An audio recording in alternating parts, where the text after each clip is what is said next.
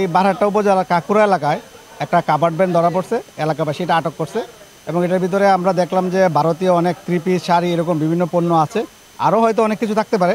প্রায় কোটি টাকা মূল্যের আমরা একটা ধারণা করতেছি যে এরকম মাল পাওয়া গেছে। আজকেই শুধু না, মানে এটা একটা চোরাচালানের রুট হয়ে দাঁড়াইছে এবং এই বর্ডার থেকে যে চোরাচালানের যে এই গাড়িগুলো আসে এগুলা বারহাট্টা দিয়ে নিরাপদে পার হয়ে যায় এবং দীর্ঘদিন যাবৎ এভাবে বারহাট্টা দিয়ে গাড়ি যাচ্ছে।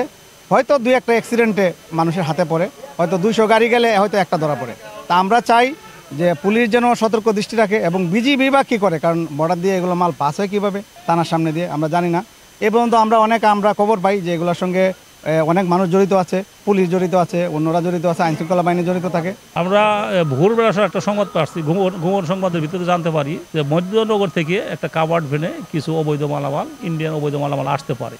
এই সত্যতা যাচাই করার জন্য আমরা বিভিন্ন চেকপোস্ট করি।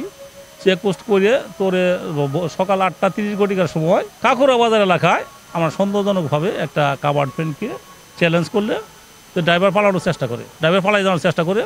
তো ড্রাইভারকে পর আমরা ধৃত করি, ধৃত করলে তাকে জিজ্ঞাসাবাদ করে বললে সে জানায় যে মধ্যনগর থানা এলাকা থেকে সে কিছু ইন্ডিয়ান মালামাল তারা ওই নদী পথে নিয়ে আসছে। যে মধ্যনগর থানা এলাকায় সে এটা লোড দিয়ে 7:30টার সময় সে রওনা করে এবং 8:30 9টার দিকে আমাদের থানা এলাকায় কাকুরা বাজার এলাকায় আসলে তাকে আমরা আটক করি। আটক করে তো একটা জনগণের সহায়তা আটক করছি।